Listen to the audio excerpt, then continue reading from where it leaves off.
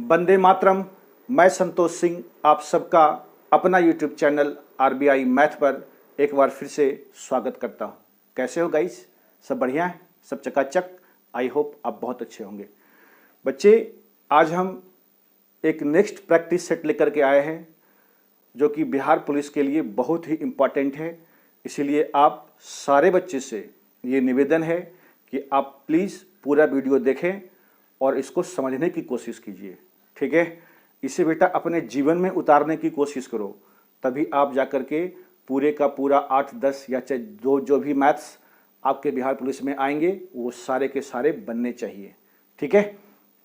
तो चलो बेटा, देर ना करते हुए हम वीडियो को स्टार्ट करते हैं, ठीक है गाइस। ठीक, तो देखो बेटा, क्वेश्चन नंबर 1 आपके बोर्ड पर दिख रहा है, ठीक है। ये क्वेश्चन कहता है गाइस, जरा ध्यान से समझना। ये कहता है कॉट 27 डिग्री बटे tan 63 degree minus half cos 40 degree बटे साइन 50 डिग्री बराबर व्हाट। ठीक है, ये ट्रिगोनोमेट्री का क्वेश्चन है बेटा, ठीक है। तो इस क्वेश्चन को कैसे सॉल्व करेंगे आप, जरा ध्यान से समझना मेरी बात।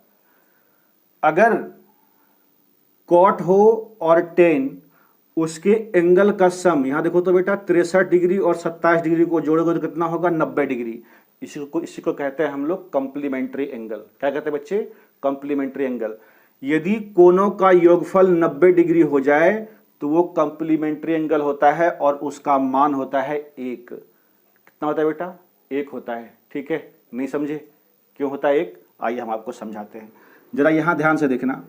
यदि हमने कहा कि साइन 30 डिग्री अब बटे कॉस 60 डिग्री, नहीं तो साइन 30 डिग्री का मान तो जानते हो ना बेटा।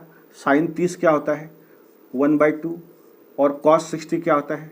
1/2। ये दोनों कट जाएगा तो ये क्या होगा? इसका आंसर 1 होगा, है कि नहीं? ऐसा क्यों हुआ? ऐसा क्यों हुआ जरा सा एक बार ध्यान से देखिए।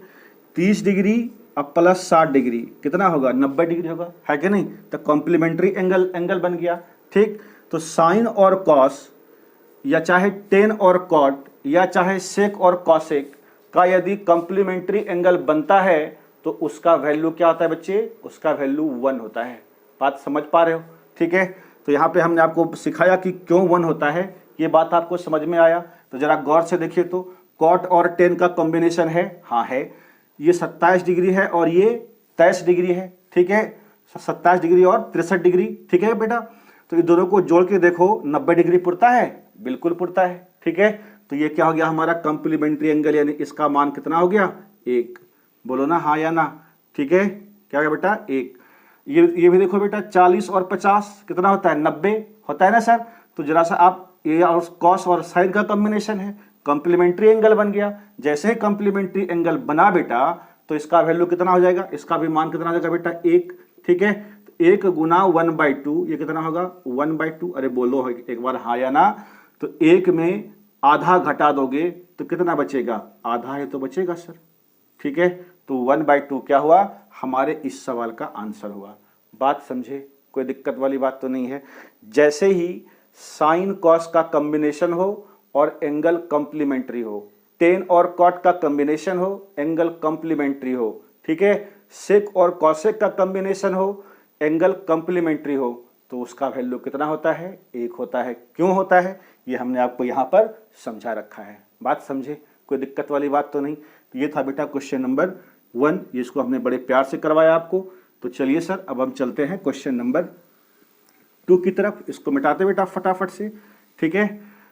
क्वेश्चन नंबर 2 अब आपके बोर्ड पर दिख रहा होगा गाइज, ठीक है ना। क्वेश्चन नंबर 2 कहता है बेटा tan 45 डिग्री प्लस a बराबर व्हाट, ठीक है। इसकी वैल्यू कितनी होगी ये आपको निकालना है ना। तो ध्यान रहे, आपने पढ़ा होगा, आप इंटर पास करके यहां तक आए हैं बेटा, ठीक है। तो tan a प्लस बी का फॉर्मूला क्या होता है जानते हो आप? टेन ए प्लस बी का फॉर्मूला टेन ए प्लस टेन बी बटे 1 माइनस टेन ए इंटू टेन बी। ठीक है, ये फॉर्मूला होता है किसका, टेन ए प्लस बी का। अगर टेन ए माइनस बी रहता यहाँ पर, ए माइनस बी रहता तो कुछ नहीं बेटे, अगर ये ए माइनस बी होता यहाँ पर माइनस होता तो यहाँ पर आप माइनस कर देते और यहाँ पर क्या कर देते, प्लस कर देते। बात समझ पा रहे हो, कोई दिक्कत वाली बात है नहीं ना। तो ये टेन ए प्लस बी के फॉर्म में भी आ सकता है, टेन ए माइनस बी के फॉर्म में भी आ सकता है। बात को समझे, कोई दिक्कत वाली बात तो नहीं है सर, बहुत बढ़िया। अब आप कुछ ना कीजिए, इसी के जगह पर यानी ए के जगह पर बिठा दीजिए आप 45 डिग्री और प्लस, और बी की जगह पर आप ए रख दीजिए। ठीक है, कोई दिक्कत वाली बात नहीं ना। अब यहाँ पे आप पुट कर लीजिए एकदम फटाफट से, यानी ये क्या हो जाएगा, टेन 45 डिग्री प्लस ए। बताओ टेन ए कितना हो जाएगा, टेन ए का मान रखेंगे ना 45 डिग्री, 45 टेन 45 डिग्री कितना होता है, 1 होता है। ठीक है, तो ये हो गया बेटा आपका 1, प्लस है तो प्लस लिखिए ऊपर में, और टेन बी यानी ये है टेन ए बटे 1 माइनस टेन ए का मान 45 डिग्री, 45 डिग्री का वैल्यू कितना होता है 1, तो यहाँ पे 1 लिखेंगे इंटू टेन बी, बी की जगह पर हमारे पास ए है तो यहाँ पे हम क्या लिख देंगे, डायरेक्ट टेन बी। ठीक है, यही हमारे इस सवाल का आंसर है। बात समझे। ठीक है, तो कुछ फॉर्मूले हैं ट्रिग्नोमेट्री के जो कि आपको आने चाहिए। बात समझे कि नहीं समझे।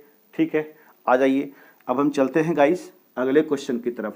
ठीक है, चीज़ों को बेटा इसी तरह से धीरे धीरे आप समझते जाएंगे तो एग्जाम आते आते वो सारे क्वेश्चन कवर कर लोगे तुम जो कि एग्जाम में आते हैं। ठीक है, वो सारा क्वेश्चन आप कवर कर लोगे। और बेटा क्वेश्चन नंबर 3 आपके बोर्ड पर सर ये रहा। ठीक है, क्वेश्चन नंबर 3 कहता है गाइस, दो रेखाएं हैं। ठीक है, वो रेखा का समीकरण दे रखा है 2y, पहला समीकरण है 2y माइनस 4x, ठीक है, बराबर 5, बराबर क्या है सर, बराबर 5 है। ठीक है, दिख रहा है गाइज आपको, बहुत बढ़िया। दूसरा इक्वेशन दे रखा है बेटा y बराबर y प्लस है बेटा। ठीक है, y प्लस 3x बराबर 7, और इन दोनों रेखा के बीच का आपको क्या निकालना है, कोण ज्ञात करना है, एंगल ज्ञात करना है। ठीक है, कोऑर्डिनेट का सवाल है। ठीक है, कोऑर्डिनेट ज्योमेट्री, नियामक ज्यामिति जिसे आप कहते हैं। ठीक है, जरा ध्यान से देखो गाइस, अगर हमें रेखा का इक्वेशन दे रखा है तो रेखा का स्टैंडर्ड इक्वेशन होता है, यहां पर हम आपको लिख देते हैं y बराबर mx प्लस सी। ठीक है, जहां ये c क्या होता है, इंटरसेप्ट होता है, और m क्या है बेटा, ये ढाल है। ठीक है, जिसको आप इंग्लिश में स्लोप कहते हैं। क्या कहते हैं गाइज, स्लोप कहते हैं। ठीक है, तो ये होता है standard equation of A line. ठीक है, किसी भी रेखा का मानक समीकरण y बराबर mx प्लस सी होता है। ठीक है, c कांस्टेंट है, ठीक, जो कि काटता है वो x एक्सिस पे हो या चाहे y एक्सिस पे। ठीक है, तो ये इंटरसेप्ट है यानी c। क्लियर है, हमको इसी के फॉर्म में ये इक्वेशन को लिखना है, यानी y बराबर mx प्लस सी। तो जरा देखो तो यहां से यदि हम 2y का वैल्यू निकालेंगे तो ये कितना होगा बेटा, 4x प्लस 5। ठीक है, और y का वैल्यू जैसे निकालोगे आप ये कितना हो जाएगा, 2 से डिवाइड होगा ना बेटा, ये हो जाएगा 2x प्लस 5/2। ठीक है, यानी यही क्या हुआ, हमारा स्लोप हुआ m। अरे बात समझे। ठीक है, अब यहां से भी निकाल लेंगे हम, इस इक्वेशन से भी 2 स्लोप निकलेंगे। अगर 2 इक्वेशन है तो 2 स्लोप निकलेगा ना बेटा, 2 ढाल निकलेगा। इसको लिखो y बराबर mx प्लस सी के फॉर्म में, y बराबर ये हो गया बेटा 3x और ये हो गया प्लस 7। ठीक है, अरे कोई दिक्कत वाली बात है नहीं ना बेटा, समझ पाए आप इतनी सी बात को। तो ये क्या हो गया हमारा mx, यानी m का मान कितना हो गया यहाँ पर, -3। ठीक है, अब एंगल निकालने का फॉर्मूला क्या होता है, जरा ध्यान से समझना। टेन थीटा बराबर m1 माइनस m2 बटे 1 प्लस m1 इंटू m2। ठीक है, ये m क्या है, स्लोप है, यानी ये हमारा है m1 का मान और ये क्या है हमारा m2 का मान। अरे समझे, कोई दिक्कत वाली बात है, बिठा दीजिए आप। m1 की जगह पर क्या है 2 रख देंगे, माइनस m2 की जगह पर क्या है -3। अरे है बेटा, ठीक है। और ये क्या हो जाएगा 1 प्लस m1 की जगह पर 2 और m2 की जगह पर -3। क्लियर है? तो ये कितना हो जाएगा आपका, माइनस माइनस प्लस हो जाएगा 5 बटे, और ये क्या होगा 3 दूनी 6 यानी -6 प्लस 1 यानी -5। ये कट जाएगा, यानी क्या आ गया ये 1, यानी टेन थीटा बराबर क्या आ गया बेटा -1। तो बताओ यहाँ से थीटा का वैल्यू कितना होगा, थीटा का वैल्यू जगह बच्चे 135 डिग्री। हाँ या ना, बात को समझे, कोई दिक्कत वाली बात तो नहीं है। ठीक है, तो थीटा का वैल्यू कितना हो जाएगा 135 डिग्री, अर्थात इन दोनों रेखाओं के बीच का जो कोण बनेगा वो कितना बनेगा 135 डिग्री का। बात समझ पा रहे हो, कोई दिक्कत वाली बात तो नहीं है। ठीक है, तो चलो बेटे इसको अब हम मिटाते हैं फटाफट से गाइस। ठीक है, और चलते हैं हम अगले क्वेश्चन की तरफ, इसको ध्यान में रखना। ठीक है, ये बहुत ही इंपॉर्टेंट क्वेश्चन है। और बेटा क्वेश्चन नंबर 3 हमने कराया आपको, अब हम चलते हैं क्वेश्चन नंबर 4 की तरफ। ठीक है गाइज, क्वेश्चन नंबर 4 बेटा आपके बोर्ड पर दिख रहा होगा। ठीक है, नहीं दिख रहा तो हम यहाँ पे लिखते भी हैं क्वेश्चन, आप जरा ध्यान से समझिए। कहता है यदि log x base 8 plus log 1/6 base 8 बराबर 1/3। ठीक है, बराबर 1/3 दे रखा है। तो हमसे यहाँ से पूछा है जी ई एक्स का वैल्यू क्या होगा, x बराबर व्हाट। ठीक है, तो आप जानते हैं log m plus log n का फॉर्मूला क्या होता है, log m गुना n। अगर log की वैल्यू प्लस में हो तो उसे हम मल्टीप्लाई कर देते हैं, तो यहाँ मल्टीप्लाई कर दीजिए इसको, log x गुना 1/6 और बेस 8 बराबर 1/3। ठीक है, कोई दिक्कत वाली बात। अब देखो बेटा यहाँ ध्यान से समझना कि कैसे हम यहाँ से वैल्यू को निकालेंगे। ठीक है, तो अगर log सिंगल टर्म में आ जाए और इधर कोई वैल्यू हो तो आप आधार को पकड़िए, यानी 8, इसको आप जैसे ही आगे बढ़ेंगे बराबर के उधर, तो जो भी वैल्यू रहेगा इसको पावर बना दीजिए और फिर जब इधर लौटेंगे तो वो इक्वल हो जाएगा। कैसे, आइए देखिए, हम आपको यहाँ पे एक चीज़ समझाते हैं, जरा ध्यान से समझिएगा। यदि log m बेस n बराबर x हो, ठीक है, तो जब भी हम इसको घात के रूप में लिखेंगे, घातांक के रूप में, तो घातांक यानी कैसे लिखा जाता है, आधार का पावर होता है ना। तो आधार हमारा यहाँ क्या है n, तो n ये क्या हो जाएगा पावर। ठीक है, n जैसे ही आगे चलेंगे इसको इसके माथे पर डाल दीजिए। ठीक है, यानी n का पावर x, और जैसे इधर चलेंगे ये क्या हो जाएगा बराबर m, अर्थात n का पावर x बराबर m। ठीक है, यही वैल्यू होता है, यही log का डेफिनेशन भी है। बात समझे ना बेटा। ठीक है, जो log का आधार है इसको आगे चलिए बराबर के उस पार जो भी संख्या मिले उसको आप पावर बना दीजिए n का। अब बराबर ये जो log के साथ वैल्यू है वो क्या हो जाएगा, इक्वल हो जाएगा। ठीक है, बात समझ पा रहे हो। ठीक, तो अब बेटा इसी का यूज हम यहाँ पर करेंगे। तो 8 का पावर कितना होगा सर, 8 का पावर 1/3, अरे होगा 1/3। अब बराबर इधर क्या होगा x गुना 1x होगा, अब बटे में 6। ठीक है, कोई दिक्कत है। ठीक है, आज जरा ध्यान से समझना बात को। 8 का पावर 1/3 है तो 8 को हम क्या लिख सकते हैं, 2 का पावर 3, अरे होगा कि नहीं होगा, और ये 1/3 ये कट जाएगा, बराबर x/6।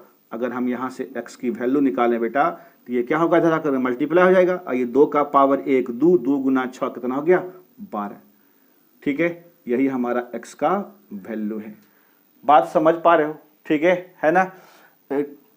जैसे ही लॉगरिथम का सवाल आए तो इसमें से 4-5 प्रॉपर्टीज होते हैं। ठीक है, वो देख लो। एक ये वाला एक प्रॉपर्टी हमने यहाँ पे यूज किया है, log m बेस कुछ भी रहे base a plus log n base a, इसका वैल्यू क्या हो जाएगा log m गुना n, प्लस में है तो गुना, ठीक है, भाग में होगा तो माइनस, बस यही करना है आपको, ये आप जानते हैं करने के लिए, ठीक है ना। तो इसी फॉर्मूले का हमने यहाँ पर यूज किया है। बात समझे, कोई दिक्कत वाली बात तो नहीं है, बहुत बढ़िया। चलो बच्चे इसको भी मिटाते हैं हम। ये था लॉगरिथम का सवाल, बहुत ही इम्पोर्टेंट, और बिहार पुलिस में तो एक क्वेश्चन बेटा ये लॉगरिथम से आपका आएगा ही आएगा, एकदम आप ये श्योर रहिए, ठीक है। चलते हैं बच्चे क्वेश्चन नंबर 5 की तरफ। क्वेश्चन नंबर 5 कहता है बेटा प्रथम n प्राकृत संख्या का माध्य ज्ञात कीजिए। तो आपको पता होगा कि माध्य का मतलब क्या है, माध्य का मतलब अरे औसत है बेटा, माध्य का मतलब क्या है, औसत है। तो पहले तो आप ये बताइए हमें कि प्रथम n प्राकृत संख्या का योग क्या होगा। प्रथम n प्राकृत संख्या का योगफल, योग क्या होगा, ठीक है ना। आप कहेंगे सर ये फॉर्मूला तो हम जानते हैं, n इंटू एन प्लस 1/2, ये तो योगफल हुआ बेटा, है ना। कहाँ तक का, n प्राकृत संख्या का, और औसत आप जानते हैं, औसत बराबर क्या होता है, योगफल और बटे में कुल संख्या। नहीं जानते, नहीं जानते हो, बचपन से पढ़ते आओ भैया। तो योगफल क्या है बेटा, जरा देख लो, n इंटू एन प्लस 1/2, और कुल संख्या कितना है, n तक का संख्या है, तो n, ये n से n कट जाएगा, यानी n प्लस 1/2, यही क्या हो गया हमारा माध्य, किसका, प्रथम n प्राकृत संख्या का माध्य। ठीक है गाइस, कोई दिक्कत है आपको, समझ पा रहे हो, ठीक है। तो ये माध्य किसी भी चीज का, जैसे कि माध्य यदि पूछता है ना, ठीक है, आपसे पूछेगा प्रथम n प्राकृत संख्या के वर्गों का माध्य, तो जो उसका योगफल होता है ना बेटा, एक n वहां से निकाल के फेंक दो, हटा दो, वही क्या होगा, माध्य होगा। जैसे कि यहाँ देखिए प्रथम n प्राकृत संख्या का योग क्या था, n इंटू एन प्लस 1/2, एक तो n को हटा दीजिए यानी खत्म कर देंगे, तो क्या होगा n प्लस 1/2, ये तो आंसर है हमारा। अरे है कि नहीं है ना। अगर आपसे बोलेगा प्रथम n प्राकृत संख्या के वर्गों का योग, तो वर्गों का योग क्या होता है, n into n plus 1 into 2n plus 1/2, तो एक तो n को हम क्या करेंगे वहां से हटा देंगे, तो सिर्फ क्या बचेगा आपका, बोलिए n plus 1 into 2n plus 1/6। बात समझ पा रहे हो गाइस, कोई दिक्कत वाली बात तो नहीं है, ठीक है। तो ये चीजें आप समझ गए होंगे कि कैसे माध्य निकालते हैं किसी भी n संख्याओं का, क्लियर है। n संख्याओं का माध्य निकालने के लिए आप सीख गए, चाहे वो प्राकृत संख्या हो, प्राकृत संख्या के वर्गों का हो, चाहे ये प्राकृत संख्या के घनों का योगफल हो, ठीक है ना। आपसे पूछेगा तो सबका आंसर आप एकदम पटापट निकाल करके दे देंगे। बात समझ पा रहे हो गाइस, ठीक है। अब हम चलते हैं गाइस क्वेश्चन नंबर 6 की तरफ। क्वेश्चन नंबर 6 देखो बेटा, बहुत ही अच्छा क्वेश्चन है, जरा ध्यान से समझना मेरी बात को। कहता है किसी काम को करने के लिए 36 लड़के और लड़कियां लगाई जाती है, यानी कुल मिलाकर के लड़के और लड़कियों की जो संख्या है वो कितना है सर, 36 है। और उन्हें इस काम के लिए 155 रुपया मिलता है, 155 रुपया दिया गया है टोटल, क्लियर है। यदि प्रत्येक पुरुष को यानी लड़कों को 4 रुपया और प्रत्येक लड़की को 5 रुपया दिया गया, तो आपसे पूछता है लड़कों और लड़कियों की संख्या ज्ञात कीजिए, है ना। कुछ याद आ रहा है आपको ये क्वेश्चन देखते हुए, हैं, ठीक है। क्वेश्चन को इसको पॉज करो और पहले खुद से बनाओ, और जब नहीं बने तो फिर आप इसका सॉल्यूशन देखो, ठीक है। हम आपको थोड़ा सा हिंट्स देते हैं, गाय मुर्गी वाला टाइप है ये, ठीक है। याद आया आपको, ठीक। तो चलो बच्चे देखते हैं हम इस क्वेश्चन को कैसे सॉल्व करते हैं एकदम चुटकियों में। टोटल पर्सन कितने हैं, बॉयज और गर्ल मिलाकर के टोटल कितना है बेटा, 36। तो हमने आपको सिखाया था, ये ऐसे गोला दीजिए, ये टोटल पर्सन है हमारा, कितना है, 36 है, ठीक है।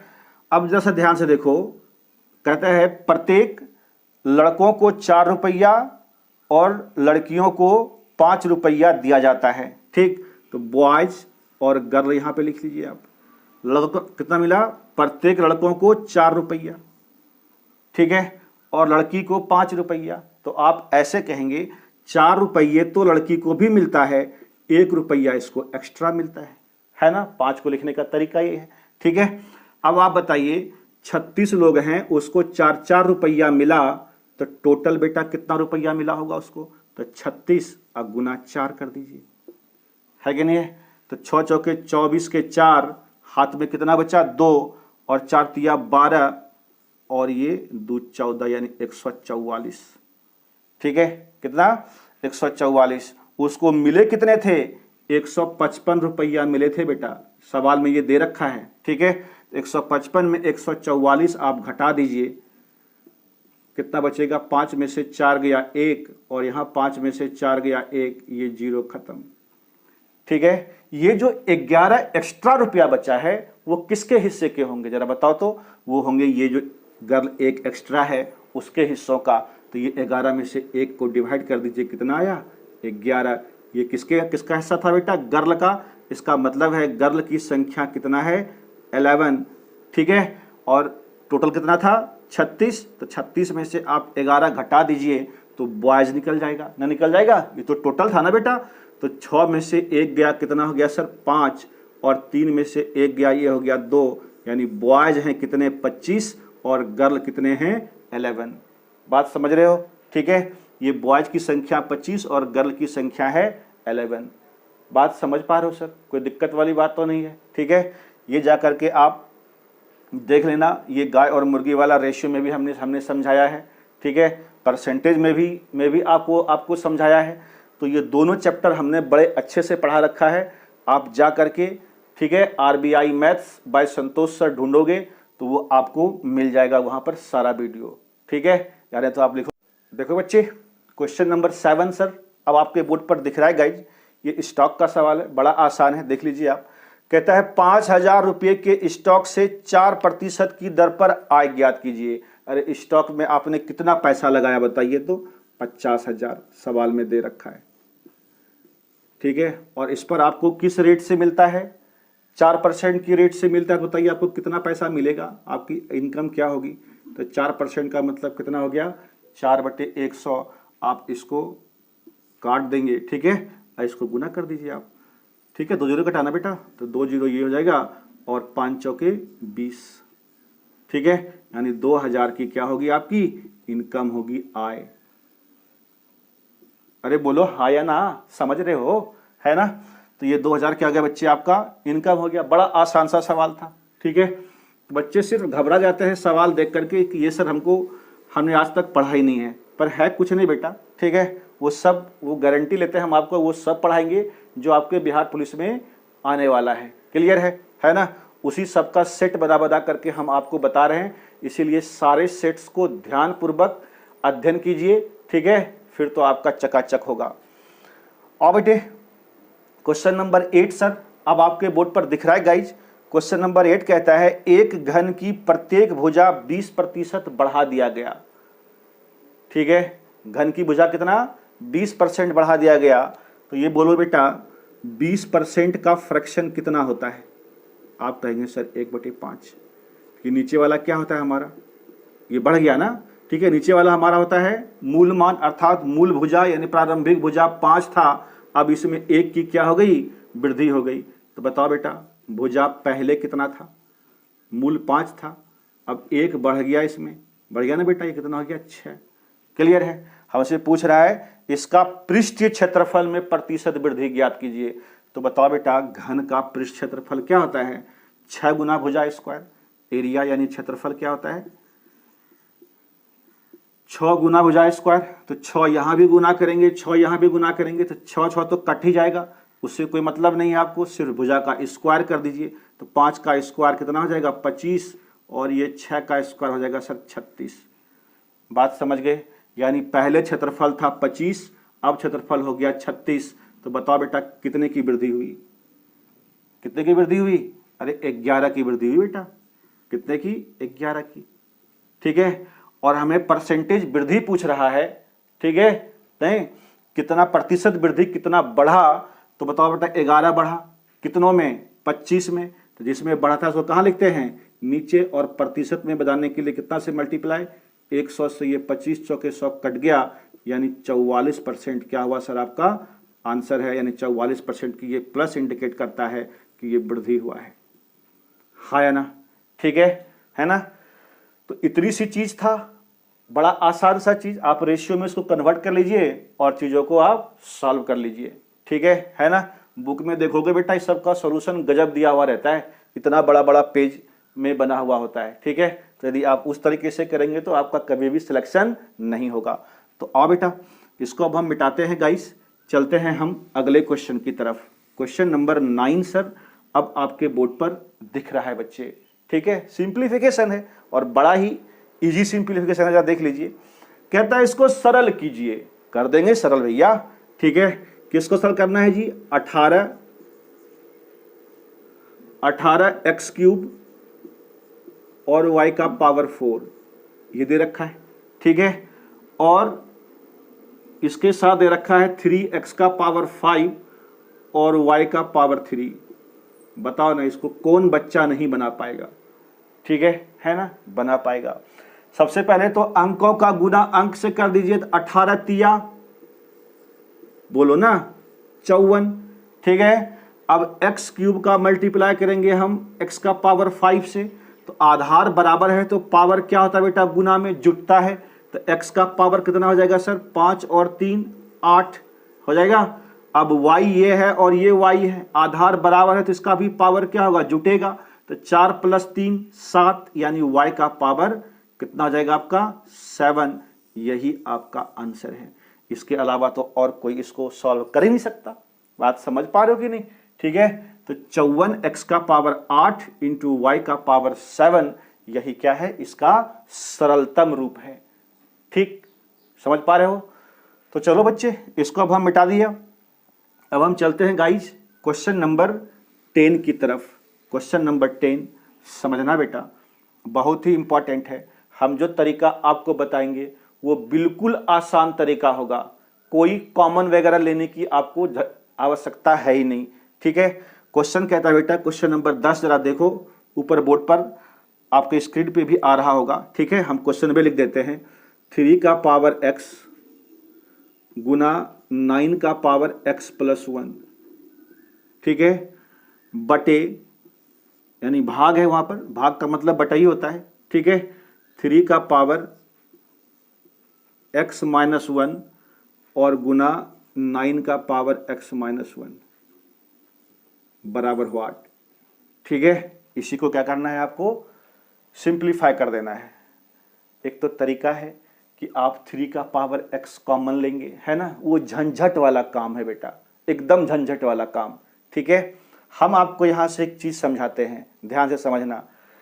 x की वैल्यू अपने मन से जितना मर्जी हो पुट करना, आप पुट कर दीजिए। ठीक है, 0 पुट कर दीजिए, 1 पुट कर दीजिए, 2 पुट कर दीजिए, 3 पुट कर दीजिए, सबका आंसर आएगा और एक ही आंसर आएगा। ठीक है ना। तो आप यहां पर देखिए x की वैल्यू क्या पुट करना आसान है, तो हमने ये माना कि x की वैल्यू 1 को पुट अगर आप कर देंगे, x की वैल्यू 1, तो ये बड़ा आसानी से बन जाएगा। क्यों सोचा बेटा? मेरे मन में ये ख्याल कैसे आया कि 1 ही पुट करना चाहिए? तो देखो, अगर x का मान हम 1 पुट करेंगे ना बेटा, तो ये 1 - 1, ठीक है, 1 - 1 क्या हो जाएगा? 0। अब किसी भी संख्या का पावर यदि 0 होता है, उसका मान कितना होता है? 1 होता है। यहाँ भी देखिए, अगर 1 पुट कर देंगे तो ये हो जाएगा 0, तो 9 का पावर 0 कितना होगा? 1। यानी कैलकुलेशन आसान हो जाएगा 1 पुट करने से। बात समझ रहे हो? ऐसे मर्जी आपकी, चाहे 0 पुट कीजिए या चाहे 2 पुट कीजिए, चाहे 3 पुट कीजिए, जो भी पुट करना है आप कीजिएगा अपने से घर में। ठीक है, यहाँ पर हम x बराबर क्या लेते हैं? x बराबर 1 रखने पर, क्या रखने पर? x बराबर 1 रखने पर, तो जरा देखो तो x का मान 1 रखेंगे तो 3 का पावर 1 कितना होगा? 3 होगा। गुना यहाँ x की जगह पर 1 रखेंगे तो 1 + 1 कितना होगा? 2 होगा ना बेटा। और 9 का पावर 2, यानी 9 को 2 बार गुना करना है, 9 गुना 9 तो कितना होगा? 81 होगा। बटे यहाँ देखिए 3 का पावर x का मान 1 रखे हैं, 1 - 1 क्या होगा? 0, और 3 का पावर 0 कितना हो जाएगा? 1, और ये भी हो जाएगा 9 का पावर 0 यानी 1। ठीक है, किसी भी संख्या का पावर यदि करोगे उसका वैल्यू कितना होता है? 1, चाहे संख्या कितना भी बड़ी क्यों ना हो। ठीक है, बस हो गया। अब इसको हम क्या करेंगे? मल्टीप्लाई कर देंगे। तो 3 × 3 और 8 × 24 243, ये बटा 1 है, 1 से डिवाइड करेंगे कोई फर्क नहीं पड़ेगा। यही 243 क्या है बच्चे, हमारा आंसर हो गया इस सवाल का। बात समझे, 243 हमारा सही आंसर है। ठीक है, तो आप घर में क्या करोगे बच्चे, x का मान 0 पुट करके देखोगे क्या 243 आता है, x का मान 2 पुट करके देखोगे क्या 243 आंसर आता है। ठीक है, और अगर ऐसा आता है बेटा तो आप कमेंट बॉक्स में लिखना कि हाँ सर ये गजब का ट्रिक बताया है आपने, कि चाहे वैल्यू जो भी पुट करेंगे आंसर क्या आएगा, 243 ही आएगा। क्लियर है ना। तो इतना सा बेटा आप मेरे लिए करोगे, अरे बोलो करोगे मेरे लिए। ठीक है, तो बहुत सुंदर, ये चीज करके बेटा हमें कमेंट बॉक्स में जरूर लिखना। ठीक है, हमें आपके कमेंट का इंतजार रहता है। ठीक है गाइज, तो चलो बच्चे, यहां तक वीडियो देखने के लिए आपका धन्यवाद है सर।